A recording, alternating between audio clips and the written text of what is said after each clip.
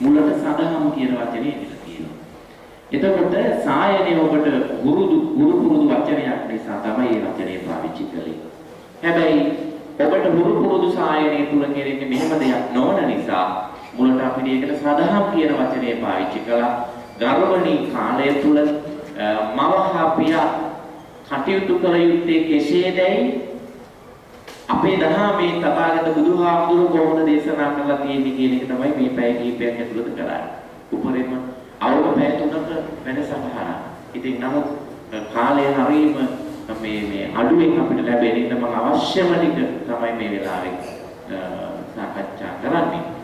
එතකොට පළමුවෙන් මතක් කරගන්න ඕන මේ වගේ වැඩසටහන ඇයි මම නිර්මාණය කරගත්තේ? මේ යන්නේ 6 වෙනි අවුරුද්දේ. ඇයි මේ වැඩසටහනක් නිර්මාණය කරගත්තේ කියලා. පළවෙනි මම ඒකට ප්‍රවිෂ්ටියක් විදියට පුංචි කාරණා කිහිපයක් කියනවා. අපි හාමුදුරු විදියට පන්සලේ ඉන්නකොටත් ගමන් බිමන් වඩිනකොට බස් එකේදී විවිධ තරම් වල මිනිස්සු හම්බ වෙනවා ඇවිල්ලා කතා කරනවා. ඉදිරිපත් කරන හරියට ගැටලු. ඔය ගැටලු දවසක් මම ඉන්න ගමන් වර්ග කරගත්ත මිනිස්සු ඉදිරිපත් කරන විවිධාකාර ගැටලු. ඒ වර්ග කරාම මට පේනවා එක්තරා වැඩි ගැටලු කොටසක් තිබුණා. දෙමව්පියන්ට නරුව සලකන්නේ නැහැ කියන ගැටලුව තමයි ගොඩක් තිබුණේ. විවිධ ආකාරයෙන් මේ සලකන්නේ නැහැ කියන එකෙන් අදහස් කරන ඒවා ගොඩක් තියෙනවා. සමහරට ඉඩ කඩන්ට එක දෙමව්පියන්ගේ වංචනික විදිහට දරුවෝ අම්මව රවට්ටගෙන ගියාගෙන. ඒවත් මේ ගණයට අයිති. ඒ කියන්නේ මේ දෙමව්පියන්ට නොසලකිල්ලක් තමයි එහෙම කරලා තියෙන්නේ. ඒ වන්න ඕනේ කොහොමද කියන එක තවදුරටත් මම හොයනකොට විශ්ලේෂණය කරනකොට මේ වර්තමානයේ ඒක අපිට නිවැරදි කරන්න බැරි මට්ටමටම උඩුදු ප්‍රශ්නයක් වෙලා තියෙනවා. තවත් එහාට ඒ ගැන හිතනකොට කල්පනා කරනකොට මට තේරුණා මේකට පිළියමක් හදනවා නම් හදන්න වෙන්නේ දරුවෙක් ලැබෙන්නේ ඉස්සෙල්ලා. ගර්භණී කාලය තුල ඉඳලා එතනින් පටන් ගන්න වෙනවා කියලා උපදේශනි. ඒක එක හේතුවක්. වැඩිහිටි නිවාස ගැන විතර කතා කරනවා හරියට වැඩිහිටි නිවාස වැඩි වෙලා කියන හැමෝමත් කරන්නේ තා වැඩිහිටි නිවාස වැඩි කරන එකම තමයි. ඒ මොකෝ වැඩිහිටි නිවාස වල ಗುಣ වර්ණනා කරනවා. අනේ වැඩිහිටි නිවාසේ හරි හොඳයි ඒ ඉන්නම්මලා හරි වාසනාවන්තයි. මේ ගෙදර හිටියන කොච්චර පින් කරගන්න පුළුවන්ද කිය නැති ಗುಣ වර්ණනා කරනවා තව වැඩිහිටි නිවාස හොඳයි කියන. දැන් උදාහරණයකට හිතමු මමයි කියලා. දැන් මම ඇවිත් මෙතනදී මෙහෙම කියන්නේ වැඩිහිටි නිවාසෙට ගියාම මට කියන්න විදිහට වැඩිහිටි නිවාස හොඳයි කියලා අපලක හිතුවම කරා. එතකොට ඒ දානි දෙන්න ආපු අම්මලා මේ දානි දෙන්න ආපු දායකයෝ දරුවෝත් අරගෙන ඒ දරුවන්ට වැරදි ආදර්ශයක් දෙනවා. එහෙනම් අපේ අම්මලා අනාගතේදී මෙතන තමයි ගෙනදනවා. ගෙදරට වඩා මෙතන හොඳයි. ලොකු වැරද්දක් කරා. වැඩිහිටි නිවාස වැඩි කියලා කෑ ගන්න කවුරුත් අඩු කරන්න උත්සාහ කරන්නේ. මම හැමදාම ප්‍රාර්ථනා කරන්නේ මම ගියා මට වැඩිහිටි නිවාසෙක බණකට අපුණා මට ආයි දැනියක් මේ වැඩිහිටි නිවාසේ බණ කියන්නේ එන්න ඉන්න වෙන්න එපා කියලා. ඒ මොකද මට ආයි එන්න සිද්ධ නොවෙන්න කියන්නේ වැඩිහිටි නිවාසේ වැහේවා කියන තමයි මම කියන්නේ. වැහේවා කියන එක අර්ථවත් කළේ ඔබ හිතන ද්වේෂවාදන එකක් නෙවෙයි. දෙමව්පියන්ගේ ගුණ තේරුම් ගත්ත දරුවෝ දෙමව්පියට අරන් යන්න ඕන. ඔක තමයි හේතුව. මම මගේ අතකින් හරියට තියෙන අම්මලා ඇවිල්ලා මං ගාව දන ගහලා වැඳලා අඬවුවා තාත්තලා අඬවුවා මං ගාව තියෙන. සමහර ඒවා මම සාකච්ඡාවල් රෙකෝඩ් කරගෙන තියෙනවා. ඒ මොකටද මේ සමාජයට මේ පණිවිඩය දෙන්න ඕන නිසා. අම්මා තාත්තට දැන් මේ වෙනකොට දරුවෝ බොරු කියන බොරු කරන මට්ටමටපත් වෙලා රවට්ටන මට්ටමටපත් වෙලා තියෙන මේ සාමාන්‍ය පහතෝරන වයසේ දරුවෝ. ඇයි එහෙම උනේ කියන එකට ප්‍රධාන සායනික පිළිතුරක් හම්බ වෙනවා. තව එකක් තමයි ජාතිය වද වෙලා කියලා මම ඇතුළු තව දේශකයෝ ඕන තරම් ඔබට කියලා ඇහෙනවා. දේශකයෝ කියන විවිධාකාරයි කියන. කවුරුවත් නැහැ වද වෙලා කියපු එකට උත්තරයක් හදන්න. දරුවෝ හදන අම්මලාට තාත්තලාට පවන් කැටයක් දීලා ඒගොල්ලෝ දිරිමත් කරන වැඩ පිළිවෙලක් එකෙකුටවත් නැහැ. වද වෙලා කියලා හැමෝම කතා කරනවා. කොයි විදියටද වද වෙලා තියෙන වද කරලා තියෙන සීමා කළ තියෙන දරුවෝ දෙන්නට ඔබ සීමා කරේ කොතනින්ද කියන එක පිළිබඳව කවුරුත් කතා කරන්නේ මම ගාව තොරතුරු ගොඩාක් තියෙන මම හොයාගත්තා. ඒ නිසා මම මුලින් මතක් කරන අපේ පෞල් සෞඛ්‍ය සේවා නිලධාරීතුමියලට සමහර මම පාවිච්චි කරන වචන ඔබේ හිතේ දෙන්න පුළුවන් ඔබට වයින්වන්නේ. වෛද්‍ය විද්‍යාවත් එක්ක ගැටලුවක් තියෙනවා. ඒ වගේම NGO සංවිධානත් එක්ක ගැටලුවක්. මම කියන ඕනෑම එකක් මම ඕන වෙලාවක ඔප්පු කරන්න පුළුවන් ඉඳ තමයි කියන්නේ. ඒ නිසා ඕන සභාවක ඕන තැන්වලක මම කියලා තියෙන මට කියලා ඔප්පු කරන්න පුළුවන් කියන නිසා. ඒ නිසා මුලදී ඔබට මේ පිළිබඳව වැරදි අවබෝධයක් එන්න පුළුවන්. දේශනේ අවසාන වෙනකන් රැඳී ඉන්න කියලා මම මතක් කරන ඉල්ලාරිතුමියන්ට එතකොට තේරෙයි මොකද්ද කියලා. එකක් තමයි සිසේරියන් කියන්නේ. ඒක මහා පිළලයක් විශේෂය කියන්නේ. ඒක මහා විස බීජයක් විශේෂය. ඒක මහා විකෘතියක් විශේෂය කියන්නේ. ඒක කරන්නේ සිංහල බෞද්ධ ගෑනුන්ට විතරයි. ඒක අසාධාරණයි. ඒක ඕන එකක් නෙවෙයි. මම ඒක ඔප්පු කරලා පෙන්නන. ඕන කරන්නේ කාටද කියලා මම ඒක පැහැදිලි කරලා දෙන්න. ඔබ ගන්න ඖෂධ පිළිබඳව මම පැහැදිලි කරලා දෙන්න. ඉතින් ඒක නිසා මේක මේ බණක් නම් නෙවෙයි. බණක් මේකේ තියෙනවා. පළවෙනි වටේ විවේකයේ වෙනකම් කතා කීපයක් තියෙනවා. මම ඒවා බණ කතා ඒවා ගැළපෙන විදියට කියන්න. බණ කතාවක් නම් වාඩි වෙලා කතා පොත තියන් කියන එකක් නේ. නැගිටලා කියන නිසා මම ගැළපෙන විදියට ඒක දේශනාවට හරියන විදියට හරියස්සලා කියනවා. ඒ නිසා මතක තියාගන්න ඕන. දැන් අපේ අම්මලා මතක තබා ගන්න සමහර විට මෙතන ඉන්නේ පළවෙනි වතාවට මාතෘ පදවියට සූදානම් වෙන ඇත්තෝ. පළවෙනි දරුවා බිහි කරන්න සූදානම් වෙන අම්මලා ගොඩක්. ඉහාට ගිය අම්මලාත් ඇති කීප දෙනෙක්. කොහොම වුණත් ඔබට ලැබෙන පදවිය ගැන මම පොඩ්ඩක් මතක් කරන්නම්. මාතෘ පදවිය. ඔබේ මහත්යත් මෙතන හිටියනම් හරි වටිනවා. සදාම් සායනේ මම විතර උත්සාහ කරන දෙන්නම සම්බන්ධ කරන්න. මොකද මේ දෙන්නම අවශ්‍යයි. දෙදෙනාම කොහොමද මේ කාලය තුල කටයුතු කරන්න ඕන කියන එක. දරුවා ලැබෙනකම් විශේෂයෙන් කටයුතු කරන්න ඕන කොහොමද කියලා ධර්මයේ තියෙන කාරණා පැහැදිලි කරලා දෙන්න. කමක් නැහැ. මහත්යට මතක් කරන්න හොඳින් අහගෙන ඉඳලා මේ කියන කාරණාව ටික. ඔබ දෙපළටම ලැබෙන පදවිය බුදුරජාණන් වහන්සේ සාරාංශක කල්පලක්ෂයක් මුළුල්ලේ පාරමිතා පුරල මහ කැපකිරීම ජීවිතය පවා පරිත්‍යාග කර ලබාපු බුදු පදවිය ළඟටම ඔසවා තබාපු පදවියක්. ඒකයි ගෙදර බුදුන් අම්මා ගෙදර බුදුන් තාත්තා කියන්නේ. බුද්ධෝ විය මාතා බුද්ධෝ විය පිතා. ඔබ බුදු අම්මා කෙනෙක් බවට පත් කරවනවා බුදු තාත්තා කෙනෙක් බවට පත් කරලා තියෙනවා. ඒ බලන්න මම ඒකට කාරණා කීපයක් කියනවා. සම්මා සම්බුද්ධත්වයේ දක්වා ආපු ගමනුන් වහන්සේ සාරාංශක කල්පලක්ෂයක් කියන ඒවා මට විස්තර කරන්න වෙලා නැහැ මේක මේ තියෙන වෙලාවත් එක්ක. ඒ සම්බුද්ධත්වයේ වෙනුවෙන් කොයිතරම් දේවල් පරිත්‍යාග කරාද අවසානයේ ජීවිතේ පවා පරිත්‍යාග කළා. එහෙම කැපකිරීමක් කරලා ලබාගත් බුද්ධත්වය දක්වා ඔබේ ඔය පදවිය ගෙනාව නම් ඒක කොච්චර උතුම්ද කියලා හිතන්න. බුදුහාමුදුරුවන්ගේ ඇඟේ ලේ ටිකක් කෙලෙවුවොත් සිද්ධ වෙන පාප කර්මයට කියන්නේ ආනන්තරිය පාප කර්මය කියලා. ඒ පාප කර්මයට හරියටම සමානයි දරුවෙක් අම්මව බැලුවොත් තාත්තව බැලුවොත්. අන්න ඒකෙම හිතා ගන්න එතකොට ඔබ බුදුහාමුදුරුවන්ට කොච්චර ලං කරලා තියෙනවද කියලා බුදුහාමුදුරුවෝ. බුදුහාමුදුරුවන්ගේ ඇඟේ ලේ හෙල්ලුවාම සිද්ධ වෙන පාප කර්මය හා සමානයි දරුවෙක් අම්මව බැලුවොත් ලැබෙන පාප. දරුවෙක් තාත්තව බැලුවොත් ලැබෙන පාප. සාමාන්‍ය මිනිහෙක් බැලුවට එහෙම වෙන්නේ නැහැ. සාමාන්‍ය කෙනෙක් බැලුවයි කියලා අනන්තරිය පාප කර්ම වෙන්නේ නැහැ. නමුත් දරුවෙක් විසින් තමන්ගේ දෙමව්පියන් ඝාතනය කළොත් එහෙම බුදු කෙනෙකුගේ ඇඟේ ලේ සෙල්ලවීමට ඒ පාප කර්මය දක්වා බරපතල එකක්. ඒකෙම හිතා ගන්න ඔබේ පදවිය. පූජනීය පදවියක් අම්මා කියලා කියන්නේ. පූජනීය පදවියක් තාත්තා කියලා කියන්නේ. පටන් ගන්න සිද්ධ වෙනවා ඔබට ඔය කියන උතුම් පූජනීය පදවිය ලැබෙන්නේ ඔබේ මහත්ය නිසා. භාගයට භාගයක් ඒ මහත්ය නිසා. ඒ වගේමයි මහත්යන් උත්තරීතර බුද්ධත්වයට දක්වා ඔසවා තබන ලද පීතෘත්වය නැමැති උතුම් පදවිය ලබන්නේ නොවන නිසා.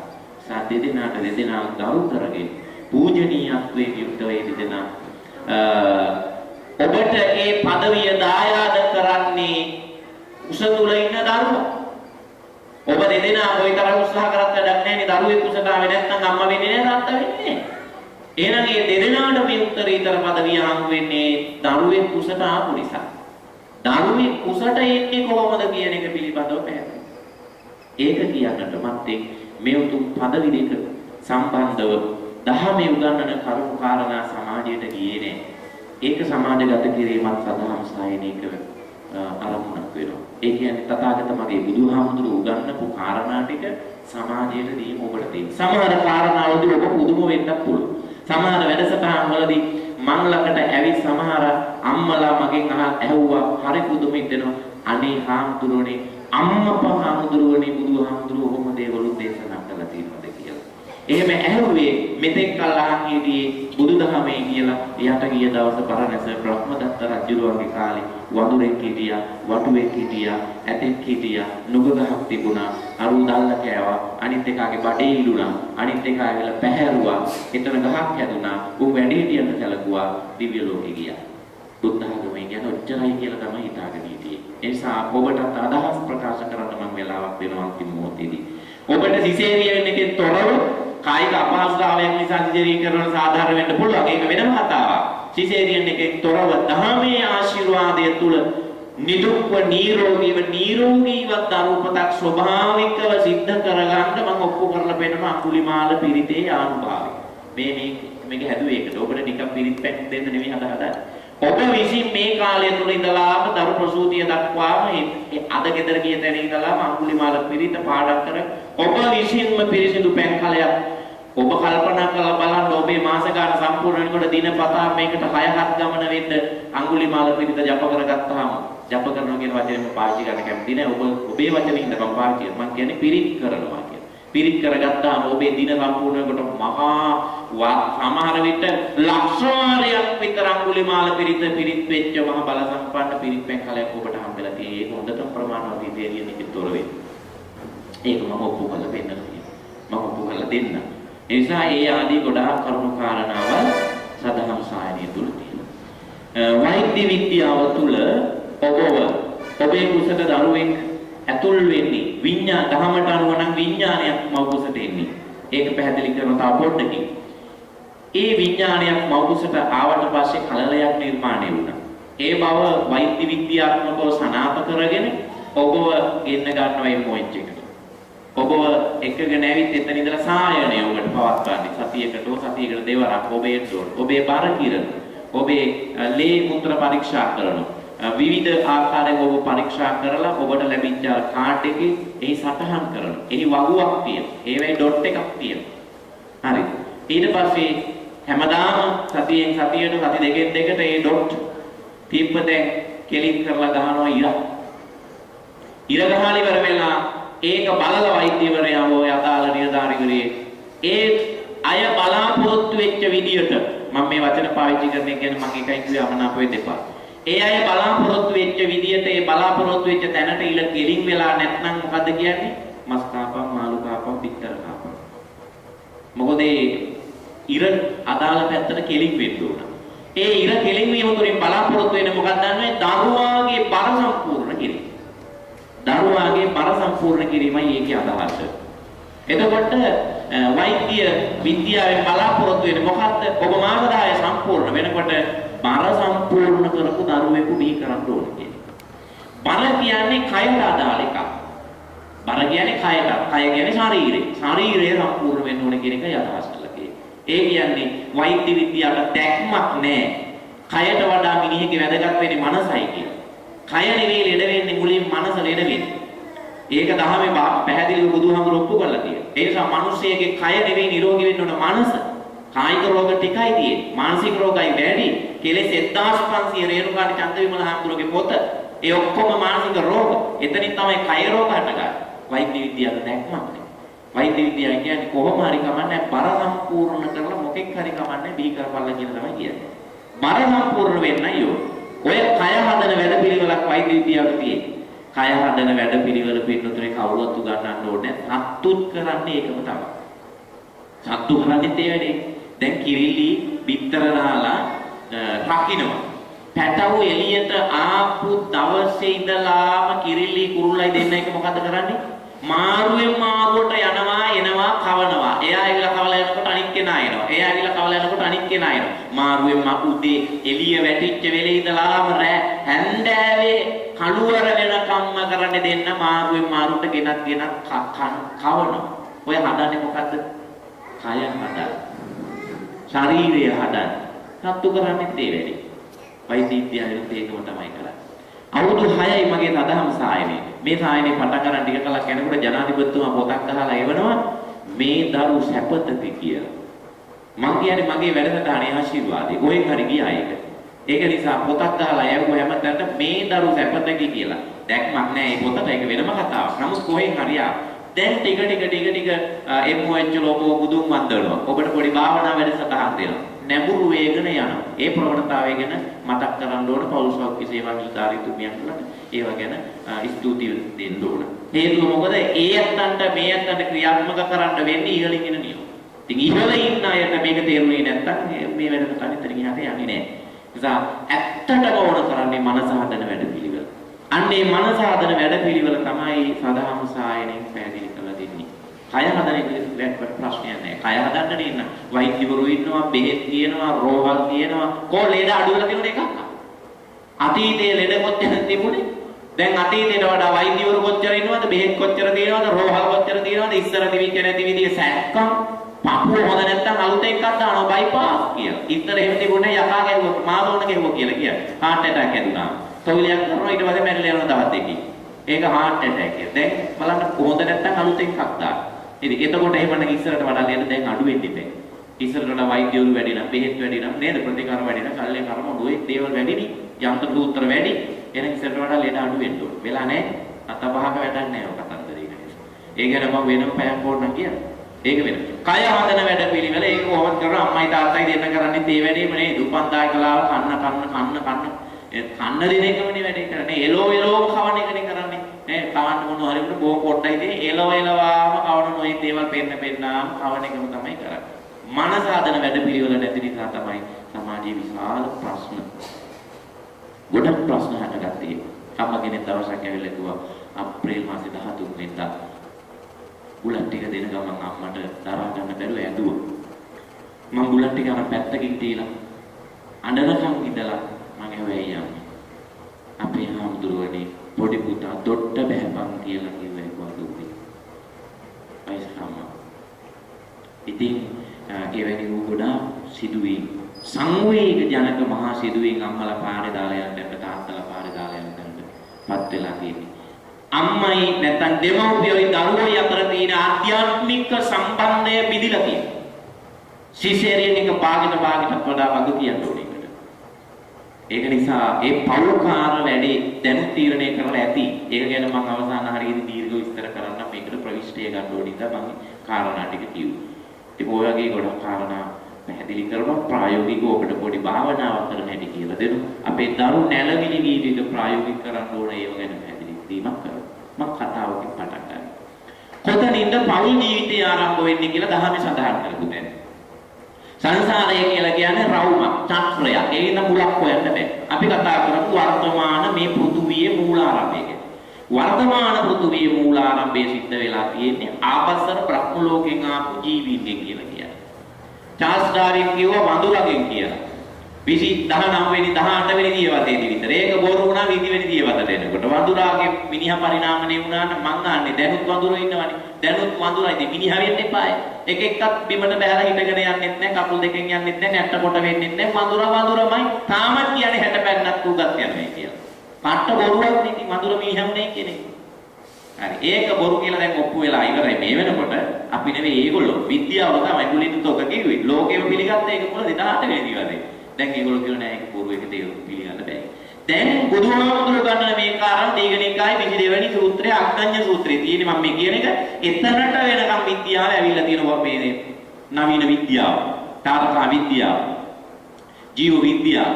එතනට ආවට එතනින් එහාට නම් යන්න බෑ. නොපෙනෙන එකක් බුදුහාමුදුරුවෝ කියන්නේ. මුගේ පරීක්ෂණ මේ උපකරණ වලට ඒව පේන්නේ නෑ. ආවසර බ්‍රහ්ම ලෝකෙන් ආපු ජීවීන්ගෙන් තමයි මේ පෘථුවියේ මුල් ජීවාරම්භය සිද්ධ වෙන්නේ. දැන් අරගොල්ලෝ ඇවිල්ලා කියනවා විද්‍යාව කියනවා පිටසක්වල ජීවීන්ගෙන් කියලා. දෙක ළඟට ඇවිල්ලා නේද? අපේ සූත්‍රයේ ළඟටම ඇවිල්ලා. ඒගොල්ලෝ පිටසක්වලේ කියලා කිව්ව බුදුහාමුදුරුවෝ කියපු අග්ගඤ්ඤ සූත්‍රයේ කියන ආවසර කියන බ්‍රහ්ම ලෝකෙ. එහෙන් ආපු ජීවීන්ගේ ශරීර ඉතාසියුම් කෙටියෙන් කියන්නේ කොහොමද කියන්න බෑ ඒක නිසා. ඉතාසියුම් ශරීර තිබුණේ ඝන ආහාරයම පාවිච්චි කරේ නෑ ඒගොල්ලෝ. පෘථුවියට ඉරේලියවත් වැටෙන්නේ තනිකර මේ පස්ගුලියක් වාගේ තිබිච්ච එකක් හොඳට කොපමණක් වෙලා. ඒගොල්ලෝ ඇවිත් මේ ඝන අන්ධකාරයේ තියෙන මේක තුල දින සති මාස මොනවත් නැහැ. රෑ දවල් වෙන්නේ නැතුව දින සති මනින්න බෑ. ඒ හින්දා ආවිෂවල ප්‍රමාණයකුත් නැහැ. ආවිෂ මනින්න දින සති තියෙන්න රෑ වෙනවා එළි වෙනවා ඔන්න දවසක් ගියා ඊළඟ සැරේ රෑ වුණා එළි වුණා තව දවසක් ගියා එතකොට නේ වයස යන්නේ. දැන් රෑ වෙන්නේ එළි වෙන්නේ නැත්තම් වයසට යන්නේ. මනින්නේ මොකෙන්ද? වයසට යන්නේ නැහැ. ඉතින් ඒක අය වයසට යන්නේ කියන්න බෑ ආවිෂවල ප්‍රමාණය. මේවා කල්ප කෝටි ගණන් අසංඛ්‍යික වලිතී සංඛ්‍යාවක් නැහැ.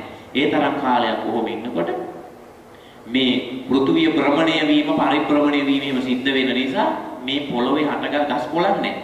පොළොවේ මුලින් හටගන්න රස පටවිය කියලා එකක්. ඒ කියන්නේ කිරියොදයක් වගේ දෙයක් හටගන්නවා. කිරියොදේ වගේ නෙවෙයි අන්තිම රසයි ඒක රස මනින්න දෙයක් නැහැ. දැන් අපි ඇපල් කියලා දොඩම් කියලා විවිධ රස වලින් ගස් කොළන් වලින් මේ පොළොවේ තියෙනවනේ ඔය කන්නේ. ගෙඩි විදියට නේද? විවිධාකාරයෙන් කන්නේ පොළවේ රසය.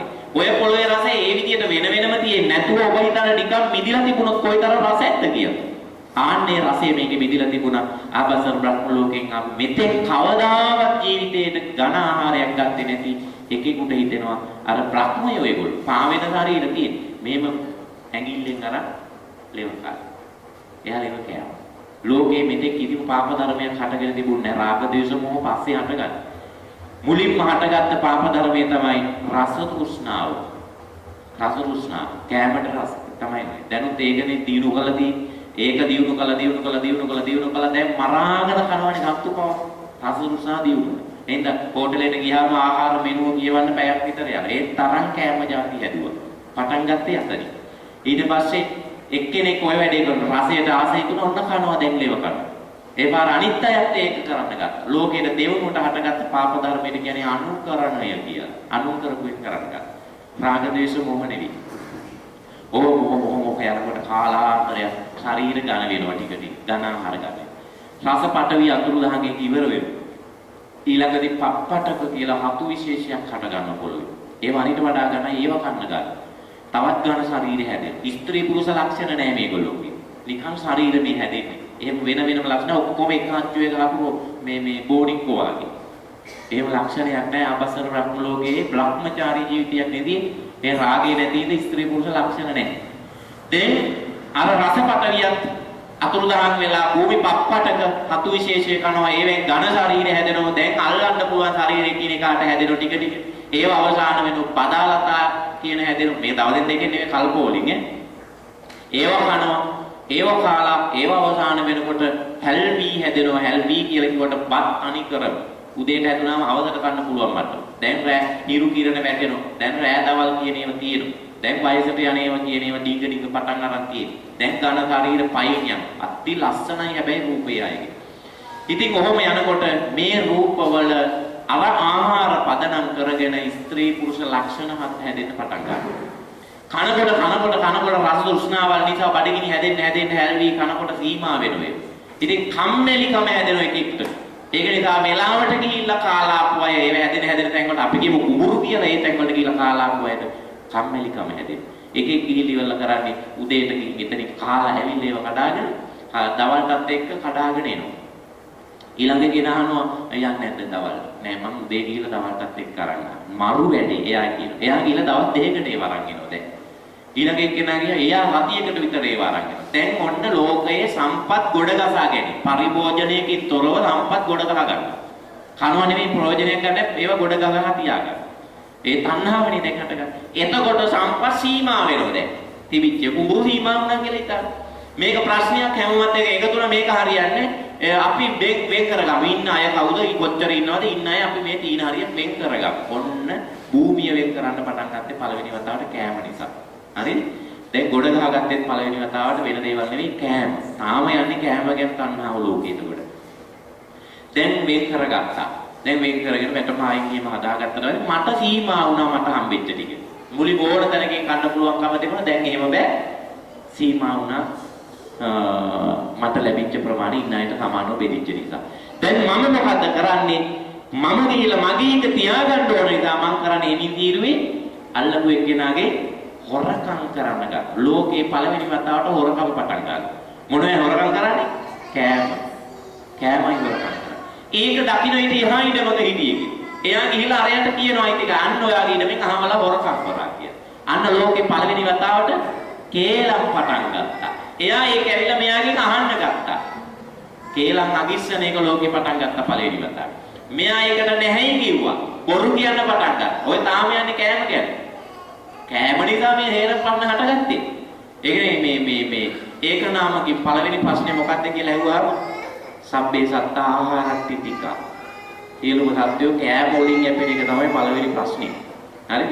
දැන් මේ පාර මෙයා නැහැයි කිව්වා බොරු කිව්වා. නැහැ කියනකොට සාක්කියක් තියෙන හින්දා අර බයින්න පටන් ගත්තා. පරුෂ වචන එළියට එන්න ගත්තේ පළවෙනි වතාවට උතරේ. ඊට පස්සේ එයත් ඒකට ප්‍රතිඋත්තර දෙන්න ගත්තා. උඹතෝ ත්වං යන අනුකරණය කියලා සූත්‍රයේ තියෙන. උඹතෝ කියන වචන පටන් ගත්තා. ඊට පස්සේ අතිපයින් දමලා ඉන්න පටන් ගත්තා. දඬුව. ඊට පස්සේ ඒක දියුණු වෙලා දඬු මුගුරු පාවිච්චි කරා. ඒක දියුණු කරලා ආයුධ හැදුවා. මෙහෙම දැන් ඇවිල්ලා මෙහෙම පහ ගන්නකොට ලෝකයක් විනාශ කරන්න පුළුවන් යස් ටික අවිදක්වාම අරක විකාශය කරගෙන ඇවිල්ලා තියෙන මේ විකාශනය කරගෙන හදාගෙන ඇවිල්ලා තියෙනවා. කොහොම තමයි ලෝකෙ මේ දිගට ගියේ. කොහොම යනකොට මේ අයට කතා කරා මේක හරියන්නේ නැහැ අපිට ලොකු ගැටලු දැන් පාන්දු වෙනවා. ඒ කලින් ඔහොම ඒව තිබුණේ අපි පත් කරගමු කවුරු හරි කෙනෙක් වැරදි කරන අයට දඬුවම් කරන්න ඕන දේවල් කරන අය ප්‍රශංසා කරන කෙනෙක් පත් කරගමු.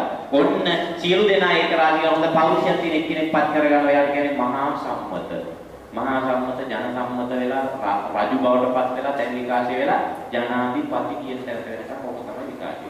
සියලු දෙනා එක තමයි සම්මත කරගන්නේ. ඒකට එයා අපිට කරන සේවයට සැලකිල්ලක් විදියට අපේ කුකුරු වලින් අස්වැන්නේ කොටසක් එයාට ගෙවමු. බඳු ක්‍රමයේ පටන් ගන්න උද. ලෝකෙ මේව අද ගියලා නෙවෙයි. එතනින් පටන් ගන්න. එතකොට රජයට නැත්තම් රජුට මහා සම්මතට බදු ගෙවන්නේ අපිට සේවය සැලකන්නේ. එයාගේ දේවය මොකද්ද? දඬුවම් කළ යුක්තාට දඬුවම් කිරීම. ගැරහි යුක්තාට ගැරහීම. ප්‍රශංසා කළ යුක්තාට ප්‍රශංසා කිරීම තමයි එයාගේ අරමුණ බවට පත් වෙන්නේ. ඔන්නෝම යනකොට දැන් අර රූපවල ස්ත්‍රී පුරුෂ ලක්ෂණ හටගත්තා. විවිධ රූප. දැන් ඔන්න බලන්න යකෝ මෙතෙක් අපි ඔක්කොම එකම જાතිය අය හිටියේ. මේ මොකද්ද සිද්ධ වුනේ? ලක්ෂණ දෙකක් පටන් ගන්න. සමහරුන්ට එක જાතිය කෑලි. එල්ල වැටෙන කෑලි තියෙනවා. සමහරුන්ට එහෙම જાති නෑ. දැන් මේගොල්ලෝ දෙන්නේ මොකද්ද කරන්නේ? විරුද්ධ දෙන්නේ අමුතු රූප දෙකක් අපිට හම්බෙලා තියෙන දැන් දෙගොල්ලෝ මූණට මූණ බලන්නේ. බොහෝ අති වේලාවක් බොහෝ වේලාවක් පාතු භාවයි මූණට මූණ බලන්නේ. විරුද්ධ ලිංගිකයෝ දෙදෙනෙක් මූණට මූණ බොහෝ වේලාවක් බලාගෙන ඉන්නකොට රාග පරිදාහෝ ශරීරස්මින් ඔක්කමී කියන. රාග පරිදාහය දැසගත්ත ශරීරය. රාග සිතුවිලි ආපුවම සිතුවිල්ල ක්‍රියාත්මක කරන්න පටන් ගන්නවා. ලෝකේ පළවෙනි වතාවට. ඒක දැකපු අනිමිලු කවුරුත් දන්නේ මේක මේ දැන් සදාචාර කතන්දරයක් නෑ ලෝකේ පළවෙනි වතාවට මෙහෙම එකක් වෙන්නේ. එහෙනම් දැකපු අනිත් අය මොකද කරන්නේ? අතට අහුවෙච්ච වෙලාවට තමල ගහන්න ගත්තා. සත්වයේකට සත්වයේ කල හැකි වින්නහියක් දෝ මේ කරන්නේ කියලා අනිත් අය මොකද කරන්නේ? අතට අහුවෙච්ච එකකින් තමල ගැහුවා. සූත්‍රයේ කියන වැලි දමාගතත් අලු දමාගතත් ආදී විදියට කියනවා. අහුවෙච්ච දැන් දුවම අර ක්‍රියාවේ යෙදෙන මොකක් රස වෙනවා. ඒ ක්‍රියාවේ යෙදෙන ගල් මුල් පහරවල් එනවා. ඉතින් අනිත් අය බලනවා යකෝ ගහද්දිත් මේ ක්‍රියාවේ යෙදෙන්නේ මොකක් හරි රසයක් ඇති. ඔන්න ඒගොල්ලෝ ඒ පාරේ කටයුතු කරලා බලන්න ගත්තා. තව අය තමල ගහන්න පටන් ගත්තා. දැන් ඔහොම යනකොට දැන් ඒකට ලොල් වුණා. ලොල් වෙච්ච නිසා ගල් මුල් පාරවලුත් එනවා. මේගොල්ලෝ කලේ ආවරණයක් ඇදුවා ගල් මුල් වලින් බේරෙන්න. ඔන්න ඊට පස්සේ අවුවැසි හුලං එන හින්දා ඒකට උඩට ආවරණයක් දැම්මා වහලක් ගැහුවා. ආවරණයක් ගල් මුල් වලින් බේරෙන්න වට කරගත්තා. අවුවැසි පිනිදියෙන් ආරක්ෂා වෙන්න වහලක් ගැහුවා. ඕකට කියන මොකද්ද? මාත් එක්ක කතා කරන්න ඕනේ දෙවිතල. ඒකට මොකද කියන්නේ? ගෘහය කියන ගොළුන්ට කතා කරන්නේ නෙමෙයි මං ආවේ. හරි? එන මාත් එක්ක කතා කරා. ගෘහය කියලා කියන්නේ. ගේ. දැන් පැහැදිලි ගේ හැදුවේ මොකටද කියලා. අනුන්ට පේනවත් ලස්සනටවත් කැටයන් දාලාවත් ඔය තිරරෙදි දාලා අපි තියාගෙන හිටියට ගේ හැදුවේ මොකටද කියලා ඉතා පැහැදිලි. සූත්‍රයේ බුදුහාමුදුරුවෝ පැහැදිලි කරනවා. මොකද අසත් ධම්මේ අතිවේලාය පාතු භාවෝ. නරක අසත් ධර්ම කියලා කියන වචනේ ඒකට කියන්නේ. අසත් ධර්මයේ බොහෝ වේලාවක් යෙදෙන්න තමයි ගියක් හදාගන්නේ. නැත්නම් ගල්පාරවල් ගන්න. ඒක තමයි ගේ හදාගත්තේ කියලා කියන්නේ. දැන් මම එතනින් මේ සූත්‍රයේ විස්තර කරන එක නතර කරනකොට ඔන්න පෞල් ජීවිතයේ ආරම්භය සත්‍යය. එතනින් තමයි සාක්ෂි වෙන දරුවා. ඒක නිසා අපි මුලින් කතා කරනවා දහමට අනුව කලලයක් නිර්මාණය වන්නේ කෙසේද? කලලයක්. මේකේ තියෙන සංයුත්ත නිකාය යක්ක සංයුත්තේ. මේ සදාහම සායනය සමාජගත කරන්න දහම ත්‍රිපිටකයේ තියෙන කරුණු එකතු කළා මට පැය 3ක් එක දිගට කතා කරන්න කාරණාවක් එකතු කරලා තියෙන මේ වෙන තව දැනෙන්නේ තියෙනවා. ඒක එකක් තමයි සංයුත්ත නිකාය යක්ක සංයුත්තේ කියලා කියන්නේ. කලලයක් නිර්මාණය. කලලයක් නිර්මාණය වෙන එකට වෛද්‍ය විද්‍යාවේ පවා සාධාරණ කාරණා ඉදිරිපත් වෙලා නැහැ. වෛද්‍ය විද්‍යාවේ කියන්නේ දරු කලලයක් බිහි වෙන්න කාරණා දෙකයි ඕන කියලා. බුදුහාමුදුරුවෝ ගන්නව නෑ 3ක් ඕනයි කියලා. තුන්වෙනි සාධකය ගැන වෛද්‍ය විද්‍යාවට විශ්වාසයක් නැති හින්දා ඒගොල්ලොන්ට වන්දභාවයට උත්තරේකුත් නෑ. වෛද්‍ය විද්‍යාවට නෑනේ වන්දභාවයට උත්තරේ. දහවෙනි ඉන වන්දභාවයට උත්තරේ. කාරණා 3ක් තියෙනවා. පළවෙනි එක මාතා උතුණී හෝති මාතෘ පදවිය බලාපොරොත්තු වෙන කෙනා ශ්‍රද්ධිය ලබන්න ඕන. මා ශ්‍රද්ධියටපත් වෙන්න. මාතා උතුමි. උති කියලා කියන්නේ ඍතු කියලා. ඍතු කියලා කියන්නේ ශ්‍රද්ධිය කියන එක. අම්මව ශ්‍රද්ධියටපත් වෙලා තියෙන්න ඕන. කලලයක් නිර්මාණය වෙන පළවෙනි සාධක. දෙක මාතා පිතුන්නම් සම්නිපාතිතා. ස්වාමියත් එක්ක එකතු වෙලා තියෙනවා. මාතා පිතුන්නම් මව්පියා කියන දෙපළ කාය සංසර්ගයේ යෙදී තියෙනවා. විද්‍යාවෙන් කියන ওই දෙක තිබුණාම කලලයක් හැදෙනවා කියන. එහෙම කලල හැදෙනවා නම් ඇයි මේ සමාජයේ දැන් විවාහ වෙලා අවුරුදු 15 ඉන්නවෝ වයින් දරුවෝ නැහැ. එතකොට ඒගොල්ලෝගේ අර කාරණා දෙක නැහැ. ඕනතරම් පරීක්ෂා කරනවා. ලක්ෂ ගණන් සමහර වෙන පරීක්ෂණවල. ඔබ දන්නවා ඉතින් අපිට වඩා උනත. ලක්ෂ ගණන් පරීක්ෂණ වලට මාස ගණන් පරීක්ෂා කරලා ඔයෙම්පත් තුනම අර මෙතන තේරම හරි ටිකක් තිබුණාට පස්සේ ආයි කතා කරලා කියමු මොකද? ඔයත් උඩයි. ඔයත් සරුයි මේ ඔයත් සරු. ඔය දෙන්න සන්තෝෂයෙන් ජීවත් වෙන්න යථා කාලයේ දරුවෝ ලැබි. ඔච්චරයි අවසාන විදිය. ඒ මොකෝ තුන්වෙනි සාධකය ගැන වෛද්‍ය විද්‍යාව උපකරණ වලට පේන්නේ නැති නිසා. තුන්වෙනි සාධකය ගන්ධබ්බානම් පච්චපට්ඨිතෝ හෝති. විඥානයක් මෞකුසට එන්න ඕන. විඥානය කියලා කියන්නේ දැන් අපි පණ තියනවා කියන්නේ මේ ඔබ හෙලවෙන්නේ ඇයි පිල්ලක් ගහන්නේ මම මේ කතා කරන්නේ පණ තියෙන. පණ තියනවා කියලා කියන්නේ මේ ශරීරය තුල සිත විඥානය තියෙනවා. මැරෙනවා කියන්නේ ශරීරය දාග විඥානයේ අනේක. ඒ යන විඥානය තමයි ආයි කොතන හරි ගැලපෙන තැනක ප්‍රතිසන්දියක් හදාගන්නේ. උරගයේගේ බඩට වෙන්න පුළුවන් රිග්ගු එතකොට මේ කයක් නෙවෙයි හම්බෙන්නේ බඩ ගාගෙන යන එක. සිව්පාවේගේ කුසට රිග්ග ගත්තා නම් එහෙම මේ කයක් නෙවෙයි හම්බෙන්නේ කකුල් හතරක් තියෙන එක ලබන හැරයට හම්බෙන්නේ. මේ කය අතහරිනවත් එක්ක මැරෙනවත් එක්ක මේ විඥානය පදනම් කරගෙන වෙනදී. ඒක නිසා තුන්වෙනි සාධකය තමයි මව් කුසට විඥානයක් තියෙන්න ඕන. එතකොට ගන්ධබ්බානම් පච්චපට්ඨිතෝ කියලා කිව්වේ ඒ කාරණා. කාරණා තුන ආයි කියන මාතාව තුනි මව ශ්‍රද්ධිය ලබන්න මාතා පිතුන්නම් සම්නිපාතිත මව්පිය දෙපළ කායික එකතු වෙන්න ඕන. ගන්ධබ්බානම් පච්චපට්ඨිතෝ විඥානය පැමිණෙන්න ඕන. පඨමං හෝති කලලං ඔන්න කලලයක් හැදුවා. ဒုတိယං හෝති අබුදං සති 4ක් යනකොට අර්බුදයක් මේ කොටස් වලට කැඩෙනවා. වෛද්‍ය විද්‍යාවෙත් ඒක හිමක තමයි. දැන් මම මේ කියන හදනේ අපේ නෝනාලගේ මුදුර ගන්න හදන අර කට්ටියනේ. ඒ ඉන්න නෝනාලට දැන් මිස්ට්‍රයික් කරන්න පවා දින්ද වෙලා තියෙනවා. මෙතෙක් කල මේ නෝනාලා මේක කරගෙන ආයි දැන් ඒක මංගොල්ලා කාලා මේක නැති කරන්න හදනවා. මේ උදාහරණ සේවාවක් මේ කරන්නේ. අපිත් පාරට බහින මොනොත් කිය. කිසි කතාවක් නැහැ. ඒගොල්ලෝ කටුස්සෝ කපලා කැරපොත්තෝ කපලා කුකුල් පැටව කපලා කියාපු එක තමයි මම මේ කියන්නේ බුදුහාමුදුරුවෝ එක එකක්වත් කපන්න නැතුව කියාපු එක. ඒ කියන්නේ එතනට යන්න පරීක්ෂා කරන්නේ ඒ ක්‍රමයට නෙනේ. හත්තු කපලානේ මේ ඕවා ඉගෙන ගන්න. මම හත්තු කපන්න නැතුවනේ මම මේ කියන්නේ. මම කියන රතියෙන් කොහොමද දෙකෙන් කොහොමද රති හතරෙන් කලලේ කොහොමද රති අටෙන් කොහොමද කියලා මම කියනවා. හරි. එතකොට ඒ ඔක්කොම සමහරවිට ඔබ ඉගෙන ගත්ත හත්තු කපලා වෛද්‍යවරු ඉගෙන ගත්ත දේ දෙක ගැලපෙන්නේ ඉති කතාවනේ. ගැලපෙන්නේ නැත්නම් ඊට වඩා එහා ගිය එකක් බුදුහාමුදුරුවෝ ගන්නලා තියෙනවා. ඒක නොගැලපෙන්නේ ඒගොල්ලෝ කියන එක බුදුහාමුදුරුවෝ කියන වෙන්න බෑ කියලා. ඒක මම 10000ක් විශ්වාස කරනවා. ඒක විතරයි. හරි. දැන් අපි කතා කරන්නේ කලලේ දෙවෙනි අවස්ථාව අබුද කොටස් වලට වෙන්නේ. අපුදං ජායති පේශි ඔන්න පටක පාළියේ පේශි ඉන්නේ මේ වෛද්‍ය වචනේ පටක කියන්නේ. පටක නිර්මාණ. පේශි ජායති පේශි නිප්පද්දති ගණෝ ඔන්න ඊට පස්සේ මාස දෙකක් සම්පූර්ණ වේගන යනකොට ඝන කියලා කියන්නේ අස්ථි හැදෙන්න පටන් ගන්නවා. මාස දෙකක්.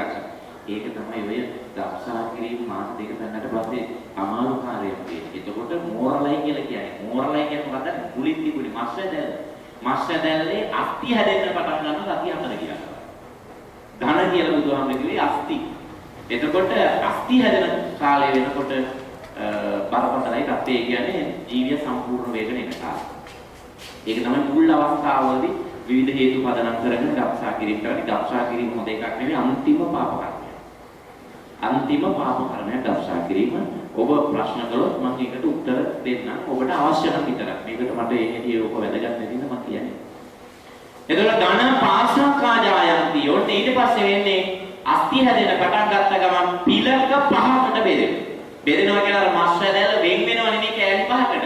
ඒකේ කෑලි පහක් විද්‍යමාන වෙන්න ගන්නවා. කෑලි පහ කියන්නේ මුලින් මස්වැදැල්ල. අපි හිතමු දැන් අපි අර මේ ප්‍රෝටීන් පුච්චන්න ලැහැත්ති වෙනකොට මේ හදාගන්න පිටිමෝල. පිටිමෝල කියලා හිතන්න ඔය කිටි කිච්චරම මේ මෙලෙක් නෑ සාදා ඒක මෙලෙකට හදාගත්ත පිටිමෝලක් කියමු. අන්නේ පිටිමෝලෙන් අපි එක කොටසක් වෙන් කරන්නේ නැහැ. ඒ කොටසක් අපි කියමු ඔන්න හිස කියලා හැදෙනවා අර කලලේ. හරි. ඊට පස්සේ අත් දෙකට කොටස් දෙකක් වෙන් වෙනවා. වෙන් වෙනවා කියන කෑල්ලෙන් වෙන් වෙනව නෙවෙයි. ඒකේ බේරෙන කොටස. කකුල් දෙක. කෑල්ලේ පහයි එක. පිලක පහ කියලා කිව්වේ. ගණා පාසාකාජායති. ඔය තත්ත්වෙට එනකොට දැන් කලලේ නැත්තම් දැන් දරුවනේ. කේසාලෝමනකාපිච්ච. කෙස්ලෝ නිය ආදී දේවල් නිර්මාණය වෙලා ඉවරයි කට යනකොට. ඒ තමයි සම්පූර්ණ දරුවා. එතකොට කුස තුල මෙවැනි තත්වයක් ගොඩ නැගෙන්නේ අම්මාගේ කුස තුල සෝභා ධර්මයෙන්ම ලබා දීපු විශේෂ හැකියාවක් කාන්තාවකට ස්ත්‍රියකට. මිනිස්යෙකුටත් එහෙමයි සතුටටත් එහෙමයි.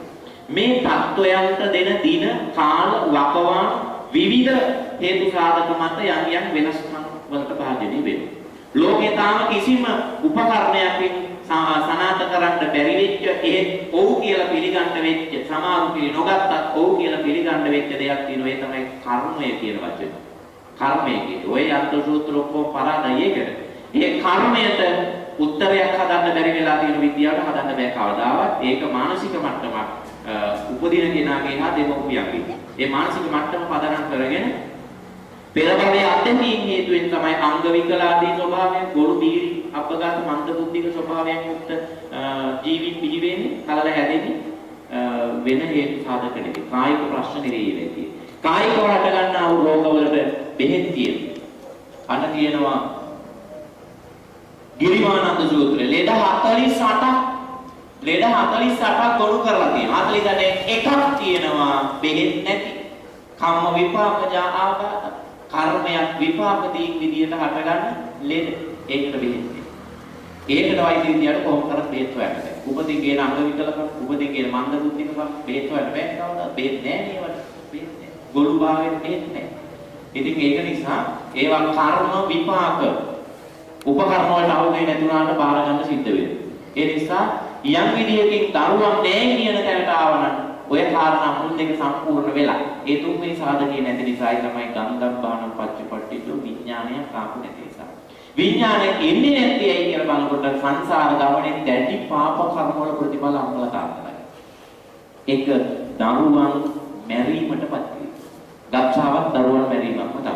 සංසාරේ දීර්ඝ විදියට ගබ්සා කිරීම කරලා තියෙනවා නම් ඒක බලපාන. සත්තු මරාගෙන කාපු, අමුවේ කාපු විවිධාකාරයෙන් පිටර කෑම අමුවෙන් පිටර කෑම විවිධාකාරයේ පිටර කෑම ඒ තව දරු පවුලක් විනාශ කිරීමක් ඒකට තියෙනවා. බරපතල පාප කර්ම සංසාරේ දරුවන් නොලබන්න හේතු විදිහට දක්වලා තියෙනවා. ඒ වගේ දේවල් නිසා විඥාණය එන්නේ නැහැ. විඥාණය කියලා කියන්නේ මම කියන්නේ පණ කියලා කියන එක මේ ගැළවිලා ගිය විඥාණය. ඒ විඥාණයට හේතු ගන්නොත් මේ භයානක අම්මා කෙනෙක් මේ භයානක තාත්තා කෙනෙක් මරණය කෙනෙක් කියලා යාට දැනුනොත් ඒගොල්ලෝ එන්නේ නැහැ මේ විඥාණය.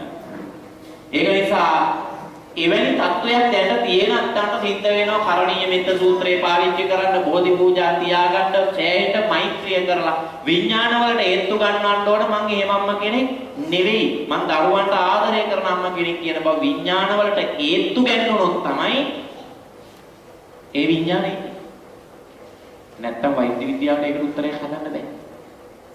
විවිධ හේතු තියෙනවා. ඊට අමතරව තව අපි විසින් හදාගත්ත වෙනත් බාහිර දේවල් තියෙනවා. ඒ බාහිර දේවල් අතර එකක් දැන් මේ ඉස්මතු වෙච්ච නිසා මේ ගමන් කියන නැත්තම් මම වෙනතන අන්තිම හරියට ගියා. ඒ එකක් තමයි අපේ පෞල් සෞඛ්‍ය සේවා නිලධාරී තුමියන්ට ඔබ දැනුවත් කරනකොට උපදෙස් දීලා තියෙනවා මේ මොකද්ද විතර ඔය පෞල් අපි ඔය කලමනාකරට වචනයක් පාවිච්චි කරනවා. පෞල් සංවිධාන පෞල් සැලසුම් නේ පෞල් සැලසුම් පෞල් සැලසුම් වලදී උපදෙස් දිනෝ අපේ අය පාවිච්චි කරන ඖෂධයක් බොහොම භයානක ඖෂධයක් නම කියන්න ඕනේ ඔයාලට දන්නවා පැය 72 පෙත්ත ඒ පෙත්තේ තියෙන භයානකකම සමාජයට කිසිම වෛද්‍යවරයෙක් කියලා නැහැ ප්‍රසිද්ධ සභාවක ලෝකයාට හෙන්න කියපු එකම හම්බුණා එල්පීඩී සමුළුවක් වෙලාවදී මම කිව්වා දැන් ඉන්ටර්නෙට් එකට පවා එක දාලා තියෙනවා. මගේ විමර්ශන ගොඩක් අය කරුණ කොහොමද හොයාගත්තේ දැන්. මම කොහෙකට ගිහිල්ලා බලන්න ඒක තත්ත්වය කොහොමද කියලා. පැය 72 පෙත්ත භයානක එකක්. ඕක දරුවන් දෙදෙනෙක් අතර පරතරයක් හදන්න පෞල් සැලසුම් කියන්නේ ඔය වගේ දේවල්. දරුවන් දෙදෙනෙක් අතර පරතරයක් තියාගන්න ඕනේ. ඒ පරතරේ හදාගන්න කියලා නේ ඔය සමහරකට දෙන්නේ. ඒ ඇරෙන්න වෙන කිසිම හේතුවකින් පාවිච්චි කරන වනචරකමට පාවිච්චි කරන්නේ. වෙන එකක් නෙවෙයි. වනචරකම හින්දා ළමයි හදාගත්තේ ඒක නැති කරන්න තමයි පාවිච්චි කරන්නේ. ඒක එහෙනම් ඒ දහමට අනුව ගියේ නැති හින්දානේ ප්‍රශ්නේ තියෙන්නේ. තීලාකාර ජීවිතයක් නැති හින්දානේ වෙලා තියෙන්නේ. ඔබ අම්මා කෙනෙක්ගේ මේ වයසක අම්මා කෙනෙක්ගේ මේ අම්මගෙන් අහලා බලන්න මේ අම්මගේ ගමේ මේ අම්මා දන්න කියන ඒ කාලේදී මම මේ වචනේ පාවිච්චි කරන අපහාසයක් නෙවෙයි සමාජයේ පාවිච්චි කරන වචනේ තමයි වඳ කාන්තාව කීදෙනෙක් හිටියද කියලා ගමු හොයා ගන්නත් නෑ කලාතුරකින් තමයි හිටියේ මොකක්ම කියන්නේ හිටියද 10 12ක් වඳ ගෑනේ නෑ ළමයි හම්බෙන්නේ නැති අය හිටියේ නෑ ඒ කාලේ නමුත් දැන් මොකටද තියෙන්නේ දැන් ගමේ කීදෙනෙක් කියලා නැද්ද? දරුවෝ නැති විවාහය ළමයින්ට අවුරුදු 7යි 8යි 9යි 10යි ළමයි නැති පවුල් කීයක් විතර තියෙනවද? හොඳට හොයලා බලන්න. MOA කාර්යාලයකට අයිති කරන අපේ නිලධාරීතුමියලගේ වසමක් කරන එක වසමක නැද්ද කියලා අඩුම ගානේ 8කට එහා ඉනවනේ 8කට එහා. එතකොට මේ ඔක්කොටම අර මං කියපු කර්මෙද ප්‍රශ්නේ? ළමයි නැත්තේ නෑ කර්මය නෙවෙයි කර්මයක් හදාගෙන තියෙනවා ඒකේ බරපතල මේක පැය 72 පිට පැය 72 පිට මේක මේ ඔයත්ට වැඩක් නෑ බබාලා ඉන්න නිසා නමුත් මේක ගිහිල්ලා කියන්න ඔබේ අනිත් සහෝදරයන් සහෝදරියන් විවාහ වෙන්න ඕන මෙන්න මට්ටමේ ඉන්න අයට මම පරීක්ෂණ කරලා ඔප්පු කරගත්තේ මම මේ කියන්නේ ඔයලා බලන්න මේවා පැය 72 පෙත්ත වැට්ටිපුරම අලවි වෙන්නේ සෙනසුරාදාටයි ඉරිදාටයි දකුණු අපේ දිස්ත්‍රික්කයෙන් අරගත්තාම ගාල්ලේ තමයි වැඩිපුරම පාමේසි වල වැඩියෙන්ම මේක අලුවේ. උදේටයි 70 හවස් වරුවටයි. ඒ මොකද දන්නවද? ටියුෂන් යන ගෑනු ළමයි මේවා පාවිච්චි කරන්නේ. පොල්ලත් එක්ක යන්නේ. ටියුෂන් යනවා කියලා ඇවිල්ලා. පැය 72 පෙත්ත කාඩ් ගණන් ගන්න. වෛද්‍යවරයා කියන්නේ මේක අර පැය 12කට අඩු කාලෙකදී වමනේ ගියොත් විතරයි නේ හිතනවන තව එකක් පොල්ල තියෙන්නේ. එහෙමද? අහලා බලන්න. ඒ තරම් භයානකයි. මේ පෙත්තෙන් කරන්නේ ගර්භාෂයේ බිත්ති ගණකම කරන එක. ගර්භාෂයේ බිත්ති ගණකම කරන්නේ මොකටද? කලලයක් රඳන එක, ඩිම්බයක් රඳන එක වළක්වන්න. ඩිම්බය රඳන එක වළක්වන්න. නැතුනොත් මේ කලලයක් ඇදෙත් දරුවෙක් ඇදෙත් ඒකට ගර්භාෂයේ බිත්ති ගණකම කරන්නේ. ඒක තමයි අර පෙත්තෙන් කරන්නේ. ඒක පැය 72ක් ඇතුළත ගන්න කියලා කියන එක අදහස ඒක. එතකොට මේකේ භයානකකම අන්තරායකරකම දන්නේ නැති නිසා මේ සමාජයේ ගොඩක් අය ඒක අනිත් අය කියලා දෙන්නේ නැති නිසා අහිංසක අපේ දරුවෝ ගෑනු ළමයි නික පොඩි ඒගොල්ලෝ අරව පාවිච්චි කරනවා මේ සතියකට දෙක තුන වෙන්න මේ ඝනකම වෙලා ඒගොල්ලෝ යම් දවසක විවාහ මට්ටමට පත් වෙනකොට මේක තුනී කරන හම්බෙන්නේ කලලයක් මේක ඇතුලේ නිර්මාණය කරන තැනට ඩිම්බ හදන තැනට අවුරුදු ගානක් ඊට පස්සේ ඒකට ප්‍රති ඖෂධ පාවිච්චි කරන්න වෙනවා ඒවා බිබියනකොට වයස ගිහින් ඉවරයි ළමයි හම්බෙන්න ඕන වයස ගිහින් ඉවරයි. කරුණා කරලා ගිහිල්ලා සමාජයට ඒක කියලා දෙන්න. කිසි ගැටලුවක් නැහැ ඒක පැහැදිලි කරලා දෙන්න. මේවා තහනම් මේ හරිනම් හොයන්න ඕන මේ ඖෂධ පාලක මණ්ඩල වලින් ඒගොල්ලෝ හොයන නීතිය හැටියට හොයන්න ඕන මේ ෆාමසියක මේ තරම් වැඩි ප්‍රමාණයක් මේක විකිනෙන්න බෑනේ.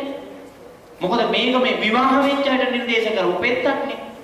ඉතින් විවාහ වෙච්ච අයට මේ නිර්දේශ කරපු පෙත්තක් මේ තරම් මේ අලවි වෙන්නේ ඇයි කියලා ඒගොල්ලෝ හොයන්නේ මොකද කල්ලි නෙමෙයි. ජාතිය වදුනේ ඔක. තිකල ජාතිය. අපේ අය තමයි වැඩි හරියක් ওই වනචරකම් වලට පිටින්. මුස්ලිම් අය නෙවෙයි. ඒක අපේ අය තමයි ඕවා වැඩි කරලා පාවිච්චි කරන්නේ. ඔක තමයි එක හේතුවක් වඩපත් කරන්නේ. ඔයනි හේතු සාධක මත මිසක් මේ දින කාලවක වඩු වෙනස් වෙන්නේ නැහැ. අපි හදාගෙන තියෙන දිනේ හැටියට මම අම්මලාගෙන් ඊළඟ ප්‍රශ්නේ අහන්න දරුවෙක් මවුරුසු කොයිතරම් කාලයක් ඉන්නවද කියනම කොච්චර කාලයක් ඉන්නවද මම අම්මලත් එක්ක කතා කරන්නේ ඉතින් මට ඉතින් සමහර වචන කියන්න වෙන ඉතරි දෙන්න ඒකවත් දන්නේ නැද්ද කියලා අහන්න වෙන මට උත්තර හම්බුනේ නැති වුණේ ඔබ කොයිතරම් කාලයක් ගැබ දරාගෙන ඉන්නවද මාස සම්පූර්ණ වෙන්න ඕන ඒ අම්මගේ උත්තරේට එකද අනිත් අය වෙනත් උත්තර කියනවා මාස 9 කියලා මට සමහර එක් වචන දෙකට මාස 9 සතියයි සති දෙකයි කියලා තැනකට ආවා මේ උත්තරත් මට ලැබිලා තියෙනවා දැන් අපේ මේ අම්මලා ඔක්කොම අනුමත කරන මාස 9 එතකොට මාස 9කින් ඔබේ දරුවා ලැබෙනවා ඒ දරුවා බහ තෝරන කාලේ. ඒ දරුවා ඇවිදින කාලේ. ඒ දරුවා කතා කරන කාලේ කියලා දැන් හිතාගෙන. ඔබ බුදු මණ්ඩලයේ දරුවා නේද? ඔබ වැඩි හිටියන්ට දරු කරන හැටි උගන්වන්නේ දරුවාට. ඊට පස්සේ දහම් පාසල් යනවා. දහම් පාසලේ උගන්වන අම්මට වදින ගාථාව තාත්තට වදින ගාථාව. ඇවිත් ඔබේ දරුවා ඔබට වදිනකොට දස මාසයේ උරේ කත්වා කියලා ඔබේ දරුවා ටොක්කක් අනින්ද නෑ ඔබ හිටියේ මාස 9 කියලා. වෙන කරන්න දෙයක් නෑ. නේ? එන බුදුහාමුදුරුවන්ට වැරදිලා. එහෙමද?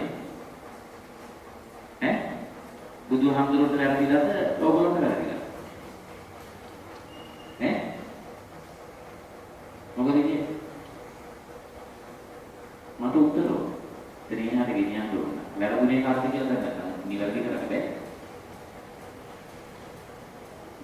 කාටද වැරදුනේ? බුදුහාමුදුරුවන්ට. කාටද වැරදුනේ? අයියෙන් අපි මේකට වැටෙන්නත් ඒක. වැරදුනේ කාටද? උත්තර දෙන්න මම කොහේත් මට මොකද?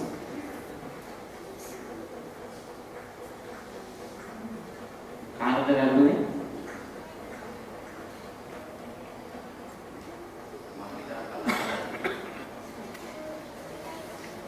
හරි සන්තෝෂයෙන් ආදාම මොකෝ මට කිව්ව 150ක් විතර එනවා. අඩුම ගානේ 120ක්වත් එයි කියලා හිතුවා.